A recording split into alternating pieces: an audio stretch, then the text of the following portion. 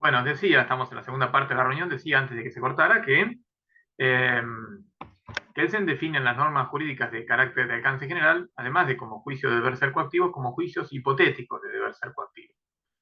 En el sentido de que esas normas tendrían la estructura de un juicio condicional o hipotético, compuesto de un antecedente o condición y un consecuente o consecuencia. A su vez, lo que un antecedente con el consecuente es lo que se llama cópula, digamos, ¿no? O unión. Bueno, la forma típica de una norma jurídica así considerada sería la siguiente. Si A, entonces debe ser B. Donde A, decía, es un acto ilícito, siempre, y B, siempre es una sanción, es decir, un acto coactivo. Y fíjense, lo que une el antecedente, el acto ilícito, con la sanción, con el acto coactivo, es el verbo deber ser. Si A, entonces debe ser B. Traducido esto a una norma concreta, utilizando, por ejemplo, el artículo 79 del Código Penal argentino, diríamos, si alguien mata, entonces debe ir preso.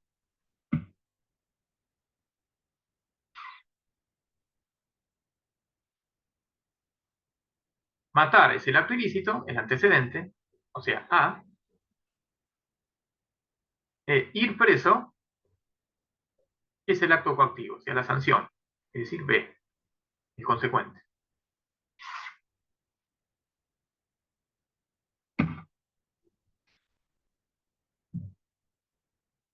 Unido por el verbo deber ser. Juicio hipotético de deber ser coactivo. ¿Entendió? Sí, Julián, yo lo entendí. Fenómeno. Bueno, cualquier cosa me preguntan. Ahora bien, puede ser que no todas las normas jurídicas se presenten con esta forma, dice Kelsen. Bueno, ya vemos que las normas jurídicas de alcance particular, como las sentencias o los contratos, claro, no se presentan con esta forma ni tienen esta forma. Sí la de ser un juicio de deber ser coactivo, pero no la de ser un juicio hipotético de deber ser coactivo, un juicio condicional. Claro, un juez que va a dictar una sentencia para resolver un caso no puede decir en la parte dispositiva de la sentencia si alguien mata entonces debe ir preso. Pues tiene que resolver el caso. El caso, por ejemplo, es que se acusa a Pedro de haber matado a Juan. Bueno, tiene que decidir si Pedro mató a Juan y después si lo va a mandar preso o no lo va a mandar preso. No podría concluir la sentencia diciendo si alguien mata debe ir preso, porque el caso no quedaría resuelto. Entonces, una sentencia no tiene la forma de un juicio hipotético o condicional, sino de un juicio categórico. Una sentencia dice, por ejemplo, Pedro debe ir preso. Aparte, el hecho ocurrió.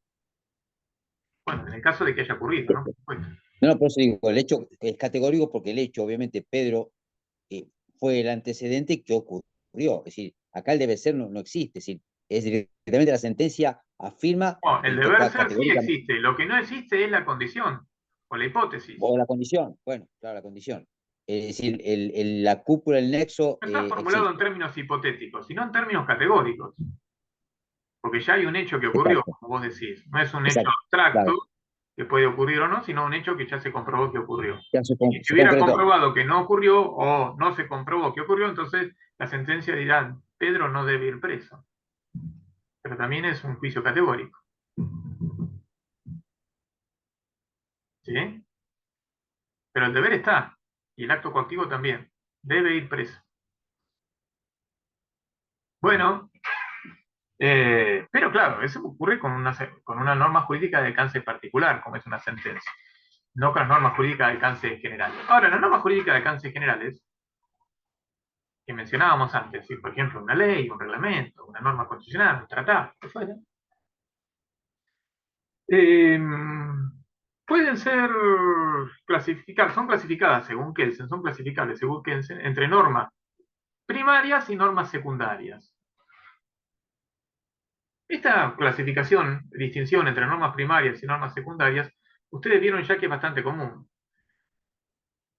Von Wright hace una clasificación de normas entre principales y secundarias. Después vamos a ver que Hart, no sé si alcanzaron a verlo con Roberto, capaz que la clasificación sí, también distingue entre reglas primarias y reglas secundarias. A veces para clasificar todas las normas, a veces para clasificar solamente las normas jurídicas, lo que fuera, pero es bastante común. Lo que pasa es que cada autor lo hace con un significado diferente.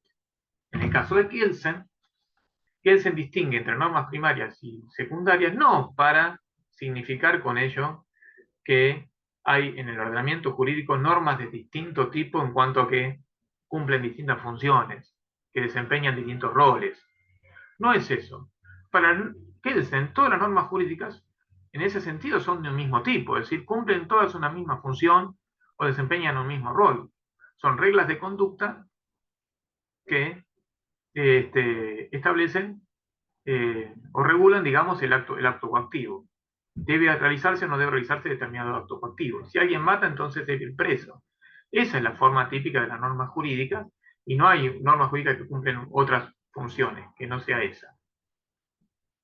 ¿Está? Pero ¿qué se distingue entre normas primarias y normas secundarias? Solamente para señalar que una misma norma, que cumple incluso la misma función, la única función que las normas cumplen según Kelsen, puede estar presentada de una manera o de otra. Puede estar formulada de una manera o de otra. Puede estar formulada como un juicio hipotético, una norma primaria puede estar, una norma general puede estar formulada como un juicio hipotético, en el sentido de si A, entonces debe ser B, si alguien mata, entonces debe ir preso, y en ese caso es una norma primaria. Pero en cambio puede estar formulada como un juicio categórico. Ya mismo que las normas particulares sí, pero acá estamos hablando de las normas generales. También puede estar formulado como un juicio categórico.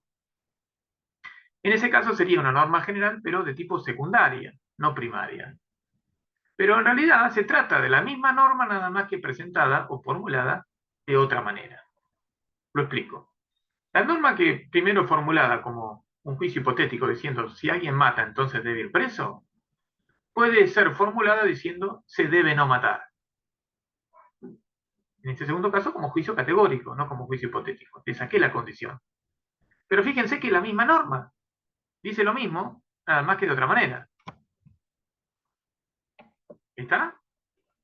No está diciendo otra cosa, no tiene otro contenido, no cumple otra función. La única diferencia es que se presenta de otra Pero, forma, se formula de otra forma, nada más que eso.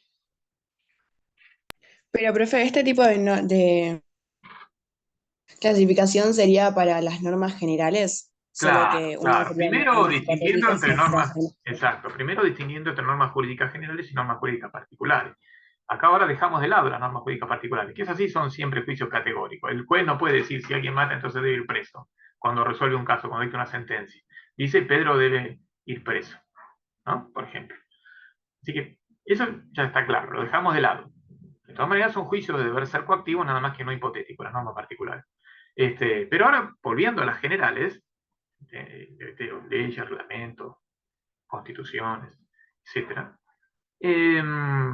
Decía yo que pueden presentarse como un juicio hipotético, pero también pueden presentarse como un juicio categórico. Pero es la misma norma, nada más que depende de la manera en que se presenta. Si se presenta como juicio hipotético es una norma primaria. Si alguien mata, entonces debe ir preso. Si la misma norma se presenta en cambio como un juicio categórico, se debe no matar, entonces hablaríamos de una norma secundaria, que como ustedes ven no es una norma distinta, sino la misma norma presentada de otra manera, nada más. Julián, en la secundaria, la que es categórica, ¿dónde va a estar, digamos, asentada cuál es la sanción? Yo tengo el hecho, pero algo que no debo hacer, pero sigue manteniendo la redacción de la sanción. No, sí, lo que pasa es que, aclaro lo siguiente, la norma secundaria no es al no ser una norma distinta, es nada más que dice que es una derivación lógica de la norma primaria. Entonces, para encontrar la sanción, vos tenés que irte de la norma secundaria a la norma primaria, de vuelta. Vos derivaste, primero, la norma secundaria no es una norma independiente, sino que, reitero, es solamente una derivación lógica de la norma primaria. Por lo tanto, para encontrar la sanción, la encontrás en la norma primaria. Te vas a la norma primaria. Me tengo que dirigir a ella entonces Claro, para saber claro. cuál va a ser la sanción. Ok, perfecto. Exactamente, exactamente. Ahora, eh, ¿cómo deriva una norma secundaria de una norma primaria, ¿no? Yo decía que es una derivación lógica. Bueno, eso mediante una regla de transformación que se utiliza, que consiste en lo siguiente. Yo tengo la norma primaria, que dice si alguien mata, entonces debe ir preso, ¿no? Si A, entonces debe ser B. ¿Cómo obtengo de ahí, cómo derivo de ahí, lógicamente, una norma secundaria? Bueno, de la siguiente manera. La regla de transformación lo que dice es que se eh, elimina el consecuente, ¿está bien? Y se niega el antecedente. Y se mantiene la cópula, es decir, el verbo deber ser.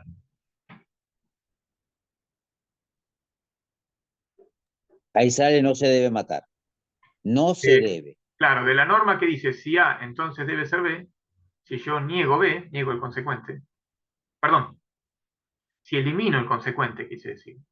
Claro, si elimina el consecuente, está. Elimino B, niego el antecedente, es decir, niego A, y mantengo el verbo deber ser, me queda debe ser no A. Se debe no matar. En el ejemplo. O sea, elimino el acto ilícito, elimino el acto coactivo, la sanción, niego el antecedente, es decir, niego el acto ilícito, y mantengo el verbo deber ser. Se debe no matar. Pero es nada más que, como vemos, una derivación lógica de la misma norma, de la norma primaria. Así que el acto coactivo lo encontramos en la norma primaria.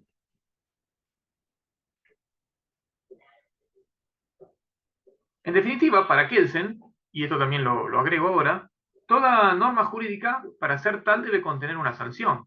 Ustedes dirán, pero la norma secundaria no contiene sanciones, pero es nada más que una derivación lógica de la norma primaria, que sí contiene la sanción.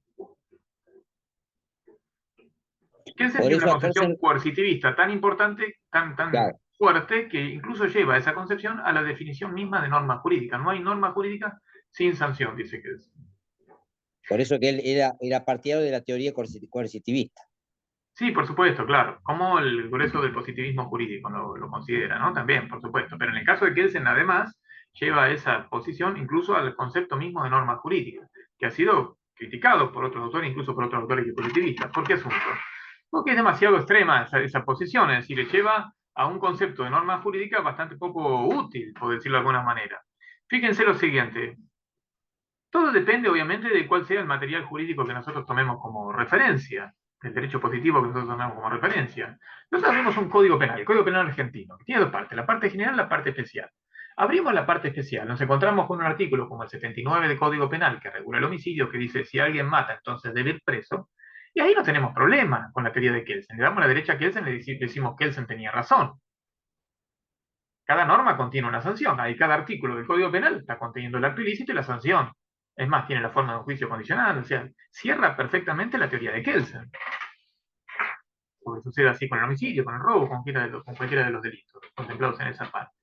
Ahora, si abrimos en cambio la parte general del Código Penal, si leemos la parte general, no sucede lo mismo. Ahí encontramos muy pocas sanciones, si encontramos alguna.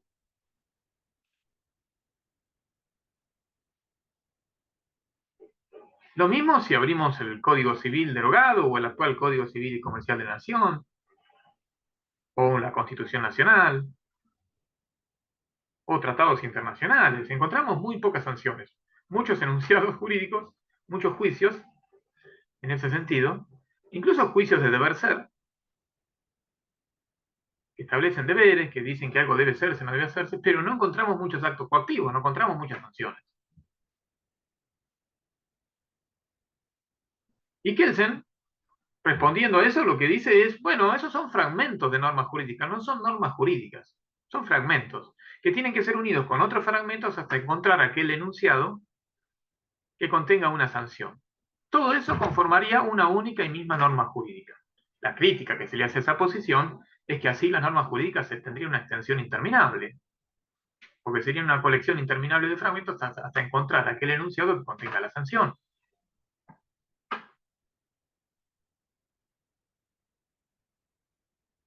Después, eso lo dijo más que nada en la primera teoría pura del derecho. En la segunda teoría pura, o sea, la escrita en el año 1934. En la escrita en el año 1960, que obviamente es la más importante, Kelsen trató de moderar un poquito, o corregir un poquito su postura, pero muy poquito. Lo que dijo en realidad es, bueno, dice, no es que son fragmentos de normas, sino que son normas jurídicas, pero no independientes. Porque dependen de aquella otra norma jurídica que contenga la sanción. Pero en definitiva, más o menos se mantuvo en esa postura, ¿no?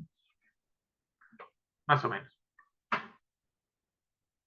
Bueno, esto es un poco la teoría de Kelsen. Obviamente se pueden decir más cosas. Roberto les ha dicho otras cosas o lo mismo sobre la norma jurídica.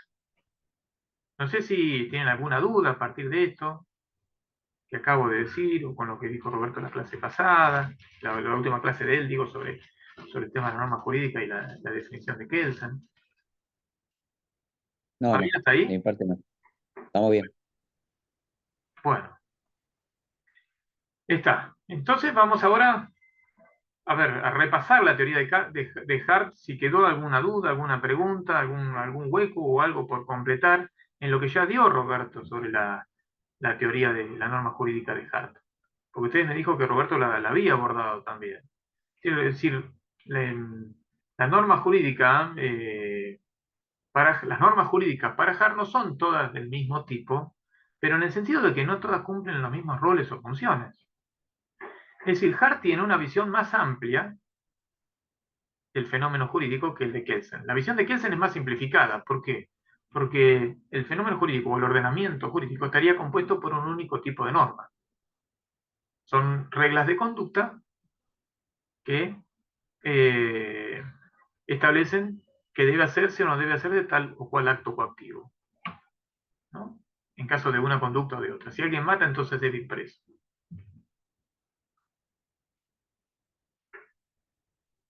Para Hart, en cambio, no todas las normas jurídicas son de este tipo, en el sentido de que no todas son reglas de conducta. Hay sí en el derecho reglas de conducta, claro, que son juicios de deber ser, incluso coactivos, que pueden establecer sanciones, pero hay otras reglas también que sirven en todo caso para operar con esas reglas de conducta. Tengamos en cuenta que los ordenamientos jurídicos son ordenamientos contemporáneos, al menos son ordenamientos jurídicos cambiantes, no son estáticos. O sea, las normas que lo integran se van modificando. Las reglas de conducta que integran los jurídicos no son siempre las mismas. Ahora, se van modificando, pero ¿por quién? ¿Quién es el que tiene la autoridad o la competencia o la facultad para modificar las reglas de conducta? ¿Dónde se establece eso? En otra norma jurídica. Por lo tanto, no basta para integrar el orden jurídico con reglas de conducta, nada más. Además, supongamos, hay ciertas reglas de conducta, ¿no? Pero, salvo que se trate de una sociedad compuesta por seres angelicales, es decir, que se comportan bien todo el tiempo y además, no sé, que todos entienden lo mismo, es decir, que de lo contrario, puede haber conflictos en cuanto a la aplicación de las normas, es decir, que uno cree que le asiste el derecho de acuerdo con cierta norma y el otro cree que con respecto a esa misma norma le asiste el derecho a él y no al otro. Puede haber conflictos entonces entre los particulares, entre los individuos, y tiene que haber alguien que los resuelva. Ahora, ¿quién es ese alguien que lo resuelva? Aplicando la norma jurídica que corresponde, ¿no? Supongamos que uno dice que la norma jurídica que corresponde es tal y el otro dice que es tal otra. ¿Cuál corresponde aplicar al caso? ¿Cuál norma jurídica y con qué solución? ¿Quién establece eso? Tiene que haber una norma jurídica que otorgue una facultad o una competencia a alguien para que pueda realizar esa función, para que pueda aplicar las reglas de conducta que considera correspondiente. Y también, además, ¿cuáles son las reglas de conducta? ¿Cuántas y cuáles son exactamente las que integran un mismo orden jurídico? ¿Cuáles pertenecen al mismo orden jurídico y no pertenecen a otro orden jurídico? ¿Cómo se sabe eso? Tiene que haber también otras reglas que suministren esos criterios para poder determinar la pertenencia de las reglas de conducta del sistema. En definitiva, entonces, el Hart dice, además de reglas de conducta, hay otro tipo de reglas también que cumplen otras funciones en el sistema jurídico. Y a partir de ahí clasifica a todas las reglas jurídicas en dos tipos, reglas primarias y reglas secundarias. Lo de reglas tiene que ver sobre todo con cuestiones de traducción, más que nada, me parece a mí. Aunque ya vimos que puede haber distintos conceptos, puede haber distintos tipos de normas, como por ejemplo distinguiendo entre reglas y principios, como plantea el neoconstitucionalismo, eso ya lo vimos en alguna clase pasada, pero también puede obedecer alguna cuestión de traducción, porque en inglés la palabra que se utiliza es rules, en este caso, y entonces se traduce como regla y no como norma, pero tomémoslo acá como equivalentes o indistintos, por lo pronto. Bueno, normas primarias, normas secundarias, o reglas primarias, reglas secundarias. El asunto es que dentro de las reglas primarias o normas primarias estarían las reglas de conducta, dice Hart, es decir, estas reglas, estos juicios de deber ser coactivo que menciona Kelsen, pero después están las reglas secundarias, que la característica que tienen, por eso se llaman secundarias, es que sirven para, son reglas instrumentales, podríamos decir, sirven para operar con las reglas primarias. Esa es su función, con las reglas de conducta. Y las reglas secundarias son de tres tipos, dice Hart. Hay reglas secundarias de cambio, hay reglas de adjudicación y hay reglas de reconocimiento.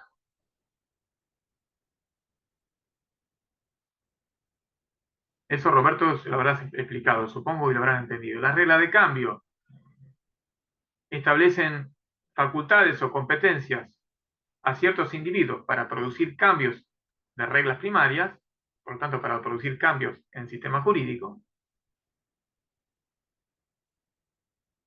Tienen que ver sobre todo con la competencia legislativa, ¿no? Por ejemplo, sobre todo, pero quizás no únicamente, o legislativa, dependiendo cómo lo entendamos. Por ejemplo, el artículo 75, inciso 12 de la Constitución Nacional, la Constitución Argentina, que establece que corresponde al Congreso de la Nación dictar los códigos penal, civil, comercial, de minería, etc., es una regla de cambio. Otorga una competencia a un individuo o a un conjunto de individuos, en este caso al Congreso de la Nación, para cambiar reglas primarias. En la medida que otorga competencia para crear el código, está produciendo un cambio de reglas primarias en el código, en el sistema jurídico. ¿Está? Está.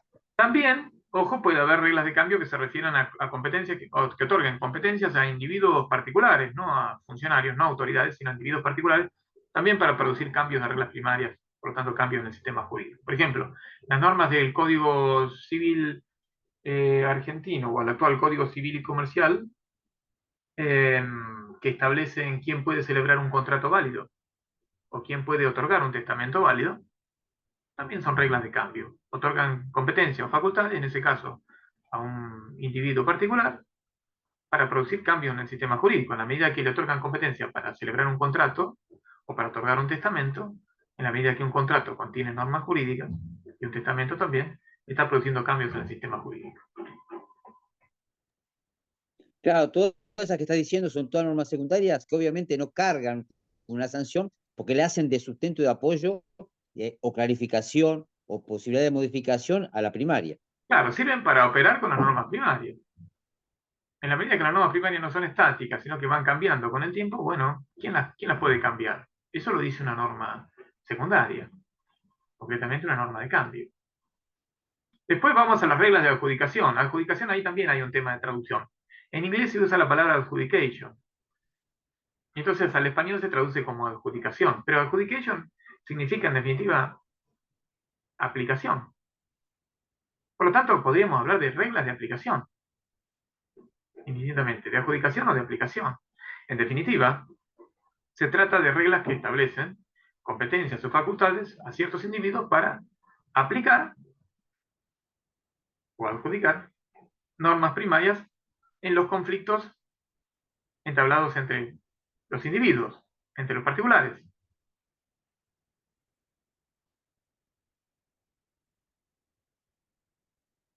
¿Está bien?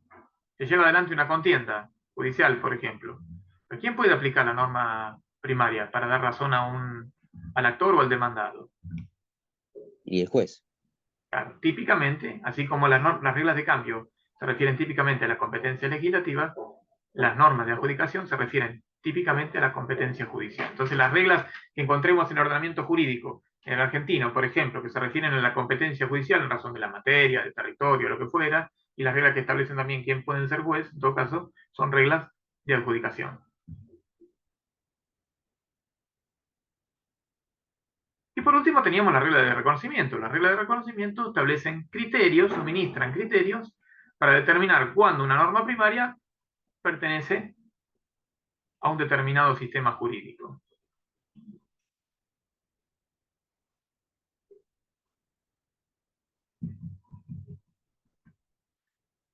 No voy a extenderme sobre la regla de reconocimiento, primero porque quizás ya lo explicó Roberto, segundo porque después vamos a tener que hablar del sistema jurídico, que es la unidad que sigue, y ahí vamos a tener ocasión de volver sobre la regla de reconocimiento. Y ahí lo vamos a explicar en todo caso más en profundidad. ¿Está? Ahí tenemos los tres tipos de reglas secundarias, ¿no? Sí. Que conjuntamente con las reglas primarias conforman el sistema jurídico. Es una visión que, como vemos, es más amplia que la que tiene Kelsen. Y que la que tiene Austin también, ¿no? Para Austin también, las normas jurídicas son órdenes respaldadas por amenazas. Bueno, las reglas secundarias no son órdenes respaldadas por amenazas. No son mandatos en ese sentido. O sea, expresiones de deseo de cumplimiento obligatorio porque su incumplimiento carga una sanción. No está eso presente en las reglas secundarias.